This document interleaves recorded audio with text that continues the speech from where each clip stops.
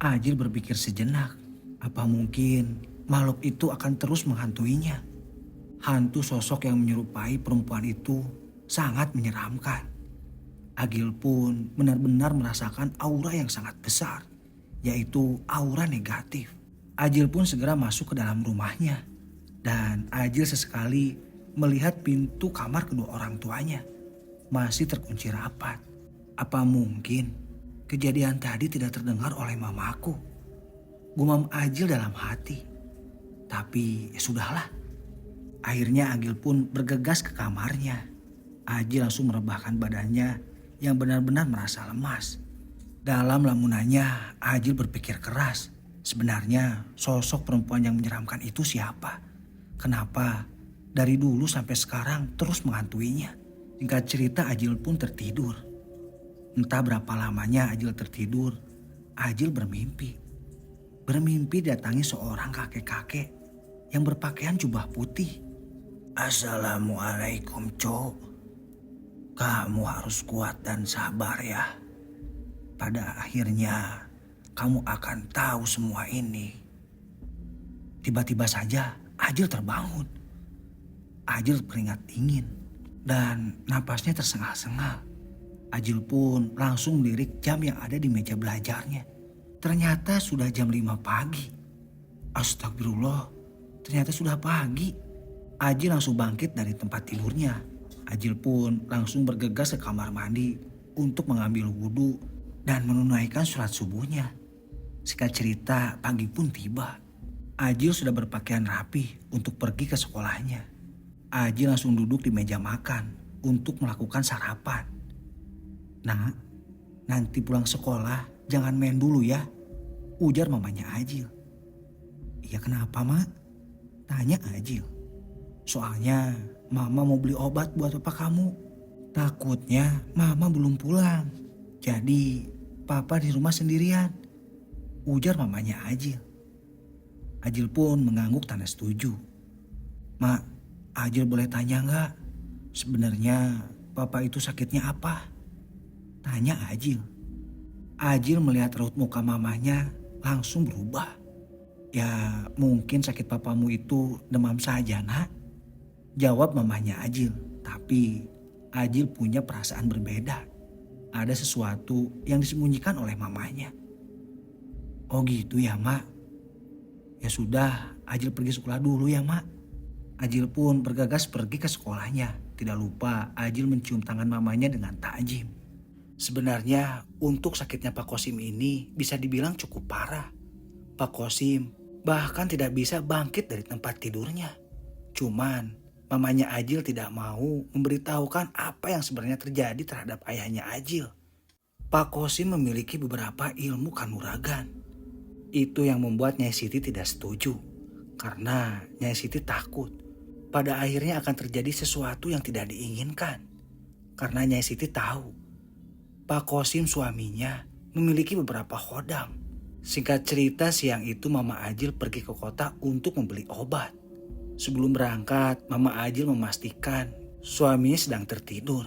Dan tidak lupa Mama Agil beres-beres dulu di rumah. Jarak dari rumah ke kota kurang lebih 1 jam. Itu untuk perjalanan pulang pergi. Itu pun memakai kendaraan bermotor. Singkat cerita, Nyai Siti pergi dengan pegawainya Pak Kosim. Memang, dari seberangkatnya Nyai Siti menuju kota, cuaca tiba-tiba saja mendung. Yang dikhawatirkan Nyai Siti akan turun hujan ketika dalam perjalanan. Mang, motornya agak dicepetin saja. Khawatir nanti malah hujan di perjalanan, ujar Nyai Siti ke Mang Toha. Akhirnya Mang Toha pun hanya mengangguk, tanda setuju. Motor pun semakin melaju. Dan sekarang Mang Toha menarik gasnya agak sedikit kencang. Bel sekolah berbunyi. Agil pun bergegas siap-siap untuk langsung pulang. Karena Agil diamanatkan kalau setelah pulang sekolah harus langsung pulang ke rumah. Karena harus menjaga ayahnya yang sedang sakit. Sementara mamanya pergi ke kota untuk membeli resep obat. Agil agak sedikit berlari menuju ke rumahnya karena cuaca sangat mendung. Dan tiba-tiba saja gerimis pun turun. Sontak saja Agil mempercepat larinya. Singkat cerita, Ajil sampai di rumahnya dan tidak lama hujan pun deras. Ajil segera masuk ke dalam rumahnya dan Ajil pun langsung mengganti pakaian sekolahnya. Tidak lama dari itu, Ajil pun langsung bergegas masuk ke kamar ayahnya. Karena Ajil sudah tahu ibunya meminta izin untuk pergi ke kota. Sebenarnya hati kecil Ajil mau memeriksa ke kamar ayahnya. Cuman ada perasaan takut karena waktu kemarin Ajil pernah melihat ada sosok bayangan hitam besar di belakang punggung ayahnya. Singkat cerita, Ajil lebih memilih berdiam di ruang TV. Entah berapa lama Ajil ada di ruang TV, tiba-tiba terdengar ada suara yang memanggil. "Jil, Ajil, sini nak." Sontak, Ajil kaget dan Ajil pun menajamkan pendengarannya. Benar saja, ada suara yang memanggil Ajil. Itu suara dari kamar ayahnya. Saking pengen meyakinkannya, Ajil pun mengecilkan volume TV-nya. Dan benar, itu suara ayahnya memanggil. "Jil, Ajil kesini Jil." Sontak, Ajil kaget karena itu benar-benar ayahnya yang memanggil. Ajil dilema. Di sisi lain, takut ayahnya kenapa-napa. Tapi kalau Ajil masuk ke kamar ayahnya, kejadian kemarin takut terjadi lagi. Tapi siang itu Ajil benar-benar memberanikan diri. Akhirnya Ajil pun masuk ke kamar ayahnya. Ajil benar-benar kaget. Ayahnya lagi merintih kesakitan. Entah kenapa. Tapi baru beberapa detik saja, Ajil melihat lagi sosok bayangan hitam yang sangat besar yang berada di belakang punggungnya ayah. Entah ini fenomena apa. Tiba-tiba Ajil yang memiliki kelebihan. Ajil hanya diam terpaku. Ajil melihat langsung ayahnya yang sedang kesakitan. Ajil pun bingung. Sementara mamanya belum pulang. Sosok tinggi besar itu masih ada di belakang ayahnya. Sementara Ajil masih tetap tidak bisa melakukan apa-apa. Ajil hanya bisa melihat ayahnya yang sedang kesakitan. Singkat cerita, Ajil pun benar-benar kaget karena tiba-tiba ayahnya muntah-muntah dan badan ayahnya itu kejang-kejang. Ajil berlari ke depan meminta tolong ke tetangganya. Ajil tidak berpikir panjang lagi walaupun hujan di luar sangat deras. Ajil pergi ke rumah tetangganya yang bernama Pak Ahmad. Ajil pun langsung mengetuk pintu rumah Pak Ahmad dan Ajil pun tidak lupa mengucapkan salam. "Assalamualaikum Pak." "Assalamualaikum." Ajil beberapa kali mengucapkan salam, akan tetapi belum ada sahutan dari rumah Pak Ahmad itu. Ajil pun tidak menyerah. Ajil pun terus-terusan mencoba mengetuk pintu rumah Pak Ahmad itu. "Assalamualaikum Pak Ahmad." Dan tidak lama, alhamdulillah pintu rumah Pak Ahmad dibuka. "Waalaikumsalam." Ajil," ujar Pak Ahmad. "Iya Pak." "Ada apa Jil sampai hujan-hujanan seperti ini?" tanya Pak Ahmad. Dan Ajil pun menjawab serta menjelaskan. Itu Pak, bisa minta tolong, ayah saya kesakitan." Jawab Ajil. "Maksudnya kesakitan gimana Jil?" tanya Pak Ahmad lagi. "Iya Pak, ayah saya kan beberapa hari ini sakit Pak. Dan ibu lagi tidak ada di rumah, lagi beli obat ke kota." Jawab Ajil. "Waduh walah, ya sudah Jil, Bapak bawa payung dulu. Dan biar kamu juga gak kehujanan, ini hujannya sangat deras." Akhirnya Pak Ahmad pun ke dalam. Mungkin Pak Ahmad mau bawa jaket dan membawa 2 payung. Karena sore itu hujan sangat deras. Sedangkan Ibu Ajil belum pulang-pulang saja. Bisa jadi Ibu Ajil terlambat pulang karena terhambat hujan yang sangat deras. Akhirnya Ajil dan Pak Ahmad sekarang sudah ada di kediaman Ajil. "Silakan langsung masuk saja Pak," ujar Ajil ke Pak Ahmad. "Ya sudah Jil, lebih baik bareng sama kamu saja." Ajil pun mengangguk, tanda setuju. Akhirnya mereka berdua pun masuk ke kamar Pak Kosim. Dan Apa yang terjadi benar-benar di luar harapan Ajil. Ternyata ayah Ajil sudah meninggal. Astagfirullah, innalillahi wa inna ilaihi raji'un. Jil, yang sabar kamu ya, ujar Pak Ahmad. Sontak saja Ajil terheran-heran. Maksud Bapak apa? Apa ayah saya sudah meninggal? Tanya Ajil. Pak Ahmad pun mengangguk, mengisyaratkan apa yang dipertanyakan Ajil itu benar. Sontak saja Ajil langsung memeluk ayahnya dan menangis. Sedangkan Pak Ahmad pergi keluar untuk memberitahukan para tetangganya bahwa Pak Kosim meninggal. Hujan malah semakin deras, bahkan disertai petir yang bersaut-sautan, seolah-olah bumi pun tidak menerima. Singkat cerita, setelah diumumkan di masjid bahwa sore itu Pak Kosim meninggal, tak lama warga berbondong-bondong pergi takziah ke rumah Pak Kosim. Setelah bada maghrib, Mama Ajil baru pulang. Sontak Mama Ajil ini bingung. Kenapa begitu banyak orang di rumahnya? Nyai Siti ini sedikit berlari, menerobos kerumunan orang yang berada di halaman rumahnya. Tiba-tiba saja Nyai Siti kaget melihat sosok suaminya terkujur kaku di ruangan tamu. Nyai Siti menangis histeris, sedangkan Ajil menghampirinya. Di pelataran depan, Pak RT, Pak Ustadz, dan beberapa saudara almarhum sedang berbincang. Ini gimana Pak Ustadz? Apa mau dimakamkan malam ini saja? Tanya Pak RT. Lihat situasi saja Pak RT. Kalau misalkan memungkinkan, alangkah lebih baiknya disegerakan. Apalagi kalau saudara-saudaranya sudah tidak ada yang ditunggu lagi. Jawab Pak Ustadz. Alhamdulillah Pak, kalau saudara-saudaranya almarhum sudah pada kumpul. Tapi kita lihat cuaca malam ini saja. Kalau hujannya reda, alangkah lebih baik dimakamkan malam ini juga, ujar Pak Jainal. Pak Jainal ini saudara dari Pak Kosim. Ya sudah kalau begitu, kita lihat situasi saja. Yang penting semuanya dipersiapkan dulu, ujar Pak RT. Singkat cerita, akhirnya almarhum Pak Kosim dimakamkan malam itu juga. Dikarenakan alhamdulillah hujan sudah berhenti. Sementara semua yang harus dipersiapkan pun sudah siap. Sekarang tinggal Ajil dan mamanya saja.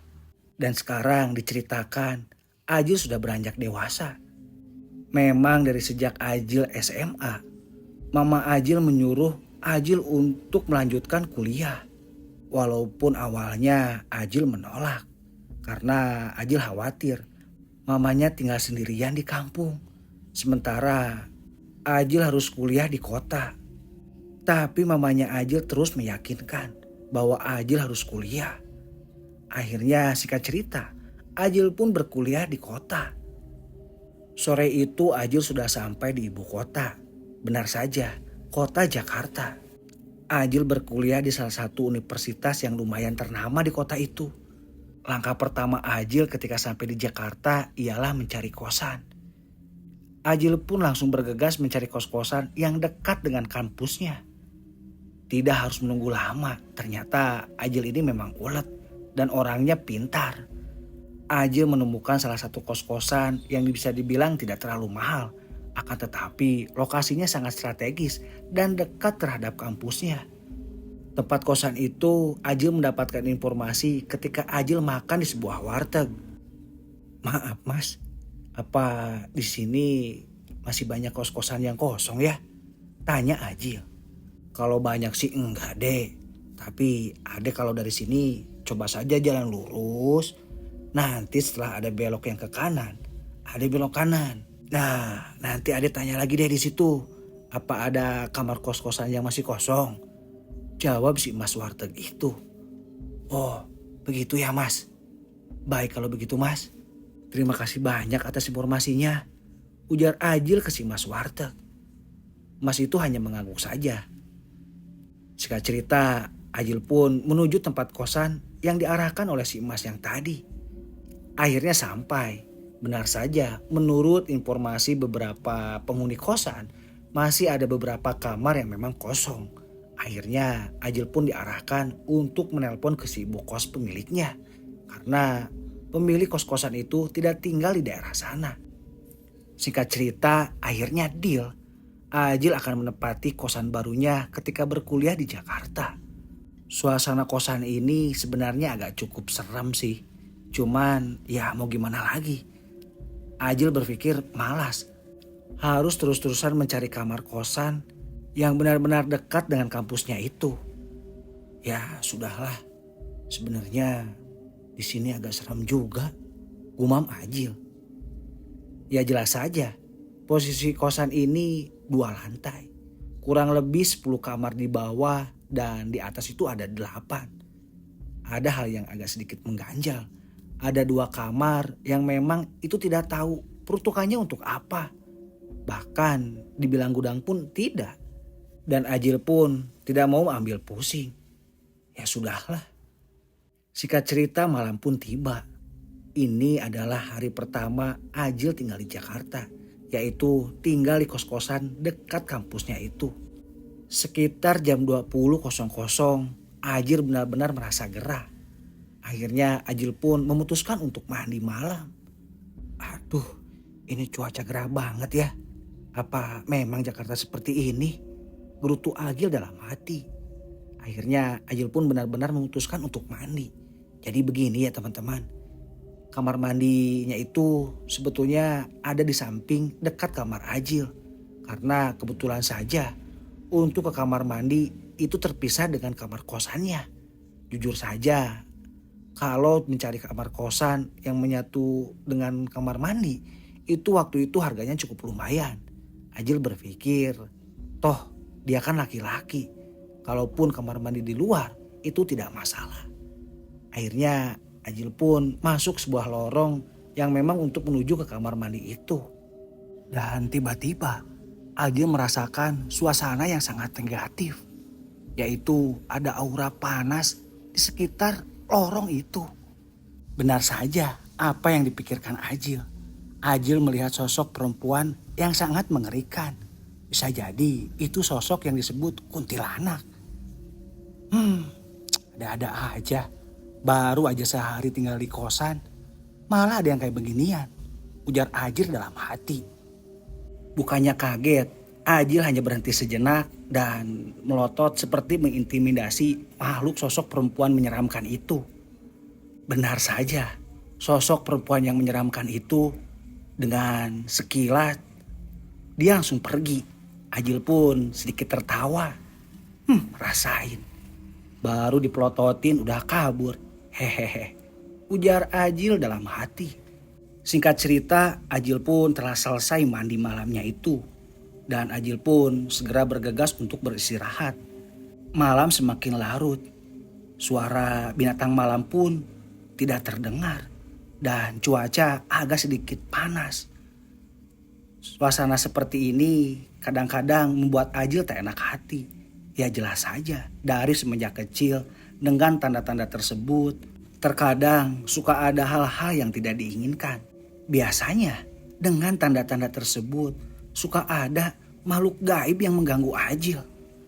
Ajil pun melirik jam yang ada di meja belajarnya. Ternyata jam sudah menunjukkan jam 11 malam. Baru saja Ajil mau memejamkan mata, terdengar sayup-sayup ada suara menangis. Ajil pun menajamkan pendengarannya. Dan benar saja, ada suara rintihan orang menangis. Ajil semakin yakin bahwa itu benar-benar suara perempuan menangis. Akhirnya Ajil pun bangkit dari kasurnya. Karena Ajil benar-benar penasaran. Dan sontak saja Ajil langsung mencari sumber suara wanita menangis itu. Ajil pun berniat untuk keluar kamarnya. Cak, suara pintu kamar terbuka. Ajil pelengak-pelengok, lihat kiri dan kanan. Sebelah kanan itu langsung menuju gerbong yang menuju toilet kosan. Suasana sepi. Dan tiba-tiba saja suara perempuan menangis itu menghilang. Ada-ada aja. Baru saja mau tidur, malah mendengar yang kayak beginian. Gumam Ajil dalam hati. Akhirnya Ajil pun kembali ke tempat tidurnya. Baru aja selangkah, tiba-tiba suara perempuan menangis itu terdengar lagi. Akhirnya Ajil pun agak sedikit kesal. Ajil melangkahkan kakinya untuk menuju lorong yang menuju ke arah toilet. Di sana ada sebuah meja makan dan lengkap dengan kursinya. Kurang lebih sekitar ada 3 kursi. Tapi anehnya, Ajil tidak melihat sosok makhluk gaib atau ya sejenisnya. Sebenarnya ini ada apa sih? Ujar Ajil dalam hati. Ajil pun belum bergegas dari tempatnya itu, masih penasaran. Dan tiba-tiba saja ketika Ajil mau kembali lagi ke kamarnya, ada sosok bayangan putih yang langsung duduk di kursi samping meja makan. Sontak saja Ajil agak sedikit terkaget. Sebenarnya kamu ini siapa sih? Tanya Ajil ke makhluk itu. Makhluk itu tidak menjawab, hanya terdengar sedikit isakan tangisnya. Malah menangis? Tanya Ajil menegaskan kembali ke sosok perempuan yang tadi menangis. Ya sudah kalau tidak mau menjawab, tapi maaf nih, jangan nangis terus, soalnya aku mau istirahat. Ajil mengungkapkan rasa kesalnya dengan santai ke makhluk yang memang tidak menyeramkan itu. Benar, Ajil menceritakan bahwa sosok makhluk bagian ini benar-benar tidak menyeramkan. Bahkan hanya bajunya saja yang putih. Tapi kalau untuk mukanya memang sih katanya tidak terlalu jelas. Tapi tidak mengerikan. Ya sudah kalau tidak mau menjawab. Saya mau kembali lagi untuk tidur. Ujar Ajil ke sosok perempuan itu. Tapi baru saja Ajil mau melangkahkan kakinya. Tiba-tiba saja sosok perempuan itu seolah-olah berkata, "Sebentar bang." Ajil kaget. Buset. Ngagetin aja si Neng. Ujar Ajil sambil agak sedikit tertawa. Iya, mau apa? Tanya Ajil kembali. Sebenarnya kamu tuh siapa? Jangan sampai mengganggu orang. Ujar Ajil menegaskan. Iya maaf bang, namaku Lastri. Semenjak abang tinggal di kosan ini, aku udah tahu kalau abang ini punya kelebihan bisa menembus ke batas dimensi lain. Ujar Lastri menjelaskan ke Ajil. Ya terus kenapa? Kalau misalkan aku bisa seperti itu, jujur saja, aku tidak mau berteman dengan makhluk seperti kamu. Jelas nggak? Ujar Ajil menegaskan. Lastri agak sedikit melayang. Benar saja, Lastri berpindah posisi duduk di meja makan. Ajil sedikit heran. Makhluk seperti Lastri ini benar-benar tidak menyeramkan. Tumben, gumam Ajil dalam hati. Sebenarnya aku mau minta tolong bang. Banyak cerita di kosan ini. Sepertinya abanglah orang yang tepat untuk bisa menyelesaikan semua urusanku. Ujar Lastri ke Ajil. Aduh, kok sama aku sih? Ujar Ajil. Oke deh kalau begitu, tapi ada beberapa syarat. Yang pertama, ketika kamu menampakkan wujud kamu, jangan menyeramkan. Nah, yang kedua, kalau kamu mau curhat, jangan malam ini. Sumpah, aku ngantuk banget. Ujar Ajil ke Lastri.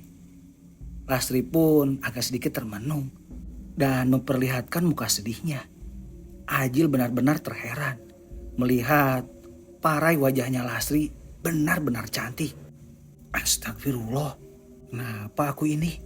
Gumam Ajil dalam hati. Bahaya, bisa-bisa ketahuan. Kan si Lastri itu makhluk goib. Bisa saja dia tahu apa yang ada di perasaanku. Ada-ada aja malam ini. Singkat cerita, Lastri pun setuju. Kalau dia akan cerita, ya mungkin besok atau lusanya. Baik bang kalau begitu. Ya sudah, maaf Lastri mengganggu. Ujar Lastri ke Ajil. Singkat cerita, Ajil pun kembali beristirahat. Dan benar-benar malam itu Ajil tertidur dengan pulas. Singkat cerita, pagi pun tiba. Ajil bergegas untuk pergi ke kampusnya. Ini mungkin hari pertama Ajil ngampus. Diceritakan Ajil sudah ada di dalam kelasnya. Ya seperti biasa, yang namanya suasana kampus. Ini kali pertamanya Ajil masuk kelas. Ada beberapa orang yang berkenalan, salah satunya si Radit. Dan ternyata Radit ini punya teman yang begitu cantik, namanya Sarah. Singkat cerita, bapak dosen pun masuk ke dalam kelas. Dan semua anak-anak langsung duduk di bangkunya masing-masing. Baru saja 5 menit, tiba-tiba saja Ajil melihat sosok penampakan yang sangat mengerikan. Dan itu benar-benar di luar nalar.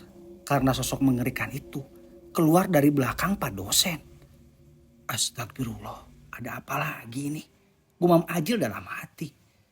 Sontak saja sosok makhluk yang mengerikan itu melihat ke arah Ajil. Jujur, ada detik yang memang Ajil dan sosok makhluk itu bertatap-tatapan. Ajil pun seolah-olah tidak melihatnya, akan tetapi sedikit demi sedikit makhluk itu mendekati Ajil. Jujur saja, Ajil semakin kesal.